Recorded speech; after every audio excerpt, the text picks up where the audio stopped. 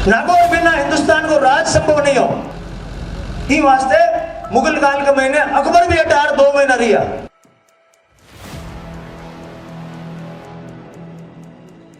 राजस्थान में विधानसभा चुनाव हो और नागौर की बात ना हो, क्योंकि नागौर की राजनीति में राजस्थान में काफी प्रभावित है। इनकलाब! इनकलाब! आपको राजस्थान में किसका राज चाहिए? इस नागौर विधानसभा के अंदर काफी उठापटक भी रहा है, क्योंकि बात हम इसलिए कर रहे हैं क्योंकि नागौर लगातार कांग्रेस से गढ़ रहा है। बीजेपी और आरएलपी में टक्कर चल रही है। तो क्या लग रहा है इस बार के अंदर अभिनव पार्टी कैसे बाजी मार पाई? तो बस ये हमारे 1000 आदमी काम पर लग गए, गाड़ियां घूमने लग गई, वोट अपना आप लोग देंगे। 2 अक्टूबर 1959 ने ही नागौर में इस जगह जटा में बैठा भारत का प्रधानमंत्री जवाहरलाल नेहरू आया और पूरा भारत के वास्ते महात्मा गांधी की याद में पंचायती राज का उद्घाटन करियो नागौर। आ नागौर बा जगह को नहीं है, नेता अनुमान बोलता फिर है उल्टी सीधी बातें, बा जगह नहीं है। आ नागौर आई छत्रपुर हो महाभारत के टाइम को कि नागौर पूरा हिंदुस्तान के वास्ते बढ़िया संदेश जाओ तो हमेशा वास्ते। जहाँ नागौर में मौजूद है वहाँ अभिनव राजस्थान पार्टी के अध्यक्ष और पूर्व में आईएएस रहे और अब एक राजस्थान की दशा दिशा बदलने के लिए आगे बढ़ रहे हैं, क्योंकि ये पूर्व में आईएएस रहे। हमने जैसे जिक्र किया, प्रशासन सेवा छोड़ के अब राजनीति को लोक नीति के मकसद से आगे बढ़ रहे हैं। जान लेते विचार कि राजस्थान को किस तरीके से बदलाव की आवश्यकता है, क्योंकि 2018 के अंदर भी इन्होंने 70 से अधिक उम्मीदवार राजस्थान की राजनीति में उतारे थे, पर क्या कुछ रहा 2018 में, क्या कुछ कसर रही, इस बार के 2023 के अंदर क्या कुछ रहने वाला है और क्या कुछ प्रमुख बिंदु है जिनको लेकर वो आगे बढ़ेंगे। सर आपका बहुत बहुत स्वागत है हमारे समाचार के। नागौर सबसे पहले नागौर की बात कर लेते हैं हम, जहाँ मौजूद है। अब देखा जा रहा है कि बीजेपी और आरएलपी में टक्कर चल रही है, तो क्या लग रहा है इस बार के अंदर अभिनव पार्टी कैसे बाजी मार पाई? देखिए, हमारा किसी पार्टी से टक्कर वक्कर का मामला है नहीं। हम लोग तो लोक नीति के मुद्दों पर बात करते हैं। हमारे लिए मुद्दे नागौर के ये नहीं है कि कौन सी पार्टी टक्कर में नहीं है। हमारे लिए मुद्दा ये है कि किसानों को फसल बीमा योजना का पूरा लाभ नहीं मिल रहा है, किसानों को उनकी फसल का पूरा लाभ नहीं मिल रहा है। ये जो बछड़ों के लिए जाना जाता था नागौर, वहाँ बछड़े दर दर ठोकर खा रहे हैं। हमारे लिए ये मुद्दे ज़्यादा महत्वपूर्ण है, बजाय इसके कि कौन सी पार्टी हावी है, कौन सी पार्टी नहीं है, कौन सी क्या कर रही है। हमारी पार्टी केवल मुद्दों में काम कर रही है और हम इन मुद्दों की ही बात करते हैं। और असल में राजस्थान के जो लोग हैं वो सारी पार्टियों से बुरी तरह से उकता चुके हैं। उनका किसी भी पार्टी के प्रति कोई किसी तरह का इंटरेस्ट नहीं है। और बैठे बैठे यूँ जुगाली कर देते हैं, हाँ ये पार्टी ठीक है, वो पार्टी ठीक है, लेकिन ईमानदारी से पत्रकारिता करके उसको अकेले को आप पूछोगे, वो कहेगा हम सारी पार्टियों से उकता गए हैं, हमें उसमें कोई इंटरेस्ट नहीं है। इस राजनीति से ऊब चुके हो। सब अगर कोई भी उम्मीदवार अगर चुनाव की दावेदारी करता है या कोई भी पार्टी हो, वो बदलाव की तो बातें करता है, पर बदलाव वो चुनाव बाद उनकी दिखते नहीं है। नहीं, वो स्पष्ट नहीं है कि बदलाव क्या करना है। इस बारे में कोई स्पष्ट नहीं है कि आप क्या बदलाव चाहते हैं। कि हम व्यवस्था बदलना चाहते हैं, तो आप व्यवस्था में क्या बदलाव चाहते हैं? आपका प्लान क्या है? खाली मुंह से मैं बोल दूं खेती में बदलाव चाहता हूं। अब मैं खेती में बीज में बदलाव चाहता हूं, मिट्टी में बदलाव चाहता हूं, किस में बदलाव चाहता हूं? बदलाव के बारे में लोग स्पष्ट नहीं है, बदलाव करते रहते हैं। उसके उनके बदलाव का मतलब है कि यहाँ पर अगर कांग्रेस है तो कांग्रेस की जगह बीजेपी आ जाए, इसको बदलाव कहते हैं। ये बदलाव नहीं है, ये सत्ता में एक आदमी को हटा के दूसरे को फिट करना है। इससे हमारी ज़िंदगी में कोई बदलाव नहीं आ रहा। हम कह रहे हैं हमारी ज़िंदगी में बदलाव कैसे आए, समाज में कैसे बदलाव आए, बाज़ार में कैसे बदलाव आए।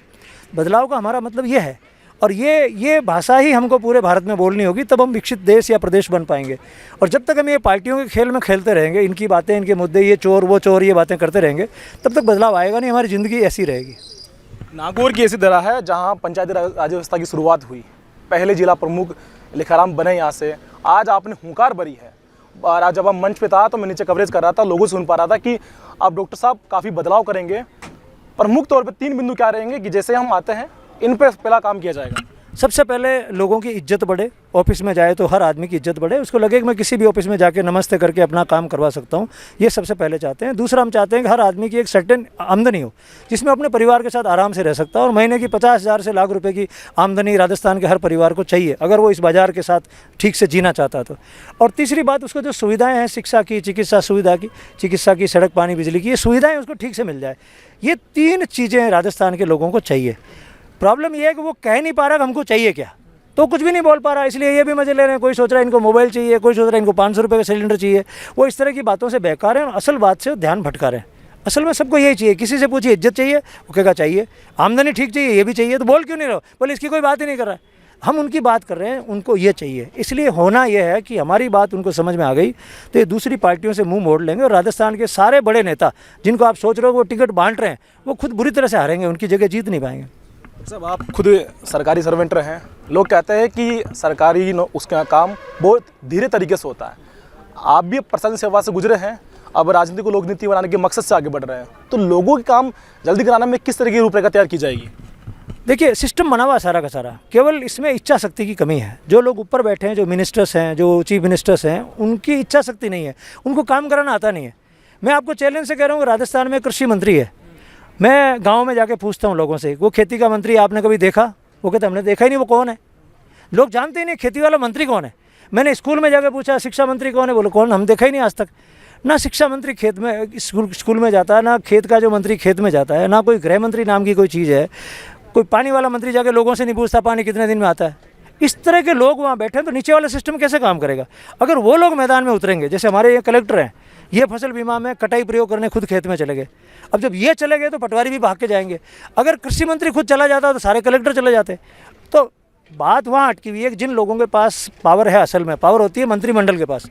राजस्थान की अल्टीमेट पावर होती है मंत्रिमंडल के पास। मंत्रिमंडल के लोग अगर जिम्मेदार होंगे तो ये मशीनरी काम करेगी, अगर वो जिम्मेदार नहीं है तो मशीनरी कभी काम नहीं करेगी, मौज करेगी। एक ये प्रवृत्ति है, जब घर का मुखिया है वो कुछ नहीं कर रहा है तो नीचे वाले क्या काम करेंगे? वैसे ही नहीं करेंगे। आज जब आपकी सभा चल रही थी तो मंच पर कुर्सियाँ नहीं थी, आप खुद भी उन लोगों के बीच थे और आपने मंच से कहा कि ये सरकार आएगी वो जनता की होगी और लड़ाई जनता की होगी और निर्णय भी जनता करेगी। तो पहली पंक्ति में आपने खड़े होकर तो आह्वान तो कर दिया है, आपने साफ तौर पे कहा कि मैं आपको टॉर्च दिखाऊंगा और आपको आगे बढ़ने का इशारा करूंगा। तो जो राजनीतिक माहौल बना पाए, एक तरफ बीजेपी एक बार कांग्रेस का, इससे कैसे टक्कर दे पाएंगे डॉक्टर साहब? इनका माहौल ही नहीं है। सही बात तो एक, ना तो यहाँ पर कांग्रेस का कोई माहौल है, ना बीजेपी का माहौल है, ना किसी और पार्टी का माहौल है।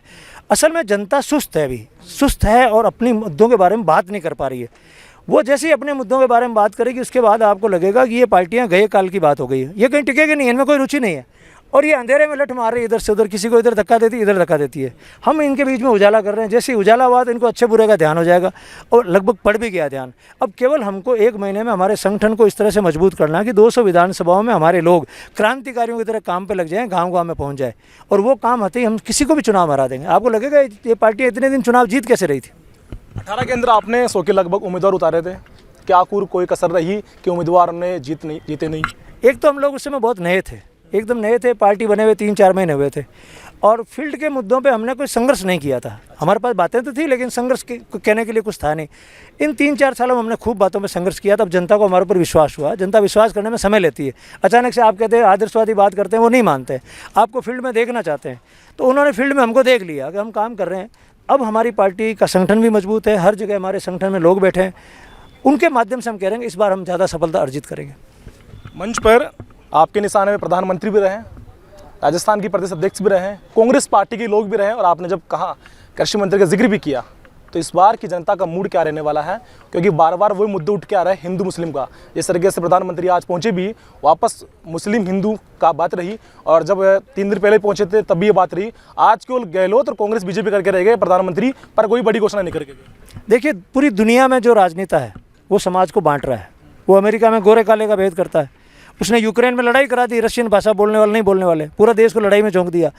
हर जगह लोग लगे, पाकिस्तान में सिया सुन्नी करके लगे। तो राजनेता हमेशा समाज को बांटने का काम करता है, वो समाज को बांट के उस देश को बर्बाद करता है। जो देश ठीक ठाक हैं, जहाँ इस तरह के भेदभाव नहीं है, वो काफ़ी आगे बढ़ गए। लेकिन जहाँ जहाँ पे भेदभाव, देश बर्बाद हो गया। सीरिया बर्बाद हो गया, इराक बर्बाद हो गया, अपने पास श्रीलंका बर्बाद हो गया। बर्बाद होने के पीछे इसी तरह के राजनेता जो समाज को बांटते रहे। और कोई भी समाज को आप बांटोगे, चाहे किसी नाम से बांट दो, क्षेत्र के नाम से, भाषा के नाम से, उस समाज को, उस देश को बर्बाद होना पड़ेगा।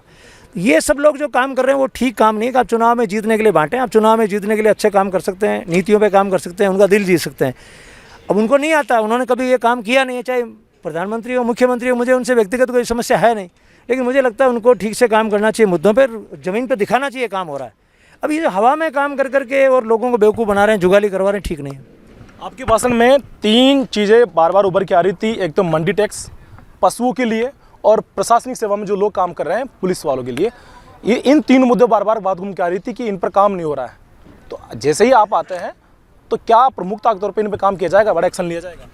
मतलब हमारा प्रशासन का मतलब है कि अपना शासन, यहाँ राजस्थानी में प्रशासन बोलते हैं इसको, प्रशासन को प्रशासन बोलते हैं। प्रशासन मतलब दूसरों का शासन, तो हम इसकी जगह कहते हैं स्वशासन, अपना शासन, हमारा खुद का शासन होना चाहिए। लेकिन ये महसूस होना चाहिए, आप यहाँ से गए, कल आप कलेक्टर से मिलने गए जयपुर में, आपको महसूस होना चाहिए कि मैं भागा भागा आया और उन्होंने मुझे रेस्पॉन्स दी है। वो फिर कहते हैं अपना शासन। अपने शासन की फीलिंग तभी आएगी जो ऊपर वाला बोलेगा। ऊपर वाला कहेगा कोई भी आदमी आता है उसका ध्यान करो। अभी ऊपर वाले ने बोल रखा कि अगर एमएलए आता है तो उसका ध्यान करो, बस यही बोल रखा है। इसके अलावा कोई आता तो उसका ध्यान करना ये ऊपर वाला नहीं बोल रहा है। वो इसलिए नहीं बोल रहा, अगर वो ऐसे बोलने पूछने लग गए हमारे को कौन पूछेगा। एक तो सुधार हम ये करना चाहते हैं, एक हम पुलिस को इस राजनीति के चक्कर से मुक्त करना चाहते हैं। जैसी पुलिस बाकी जगहों पर है वैसी पुलिस हम चाहते हैं। आपको ताजुब होगा कि इंग्लैंड में जो पुलिस में भर्ती होती है वो केवल कांस्टेबल के लेवल पे होती है और कोई भर्ती नहीं होती है। कांस्टेबल ही कमिश्नर बनता है। यहाँ का कांस्टेबल ज़िंदगी भर ऐसे ही डंडा लेके घूमता रहता है। इनके लिए बहुत सारे सुधार हैं, हुए भी हैं, 2007 में लागू नहीं हो पाए। हम उनको लागू करेंगे, इनकी 8 घंटे की ड्यूटी करेंगे और इनको इस गुलामी से मुक्ति दिलाएंगे। तब ये जनता के प्रति जवाबदेह बनेंगे और इधर से जनता को जागरूक करेंगे कि इनके साथ संबंध ठीक हो।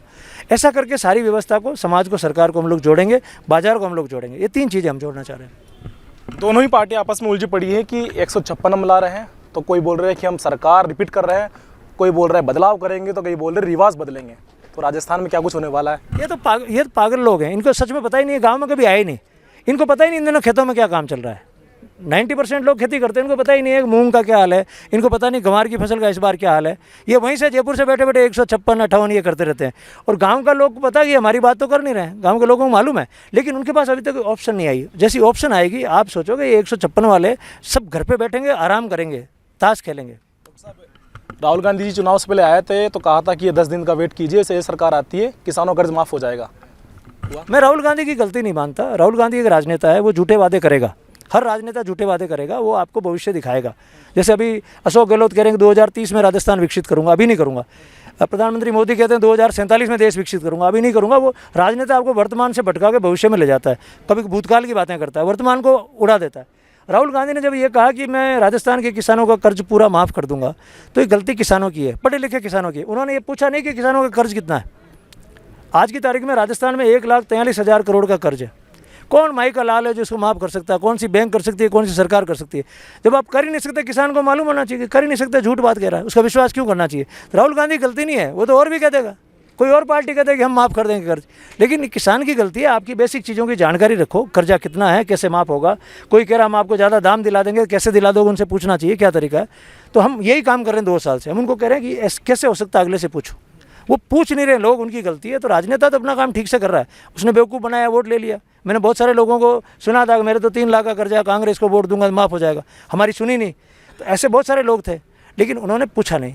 हम ये चाहते हैं जनता से हमारी बातों के बारे में भी, हम आपको बात कह रहे हैं, उसको सुनो, उसको समझो, उसके बाद हमारी बात को मानना। ऐसे मत मानो आप हमारी बात को, किसी की बात मत मानो।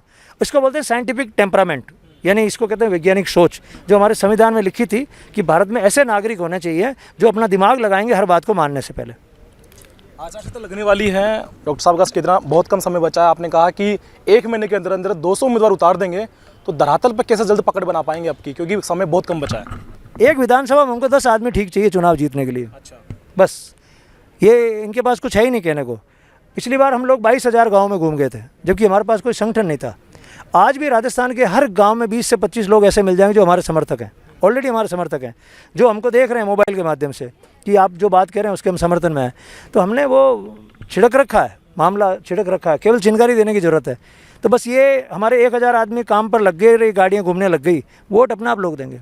चिंगारी तो लोग लगा देंगे, पर अशोक साहब कितना बड़ा धमाका करने वाले हैं चुनाव में?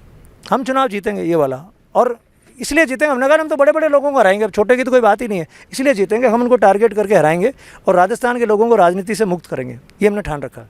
राजस्थान के लोगों को राजनीति मुक्त करेंगे, बात नागौर से हो रही है, क्योंकि नागौर ऐसी जगह है, अगर राजस्थान विधानसभा की बात होती है तो नागौर की चर्चा होना जरूरी है, क्योंकि यहाँ से पहली बार पंचायती राज बना और जिला प्रमुख भी यहाँ से बने थे। आज हमारे साथ बातचीत के लिए मौजूद थे अभिनव, राजस्थान पार्टी के प्रदेश अध्यक्ष, जो कि खुद IAS रहे हैं, प्रशासनिक सेवा छोड़कर अब लोगों की सेवा के लिए आगे बढ़ रहे हैं, क्योंकि इन्होंने खुद देखा है कि किसान किस तरह से जूझ रहे हैं, आम जनता किस तरह से जूझ रही है, और लोगों को अपना काम कराने के लिए, सरकारी आदमी तक पहुंचने के लिए कितनी तकलीफ होती है। अब खुद रातल पर जाकर उन लोगों को चेताएंगे और सरकार में आने की बात भी कर रहे हैं। श्रीकरण के साथ हमारा समाचार नागौर।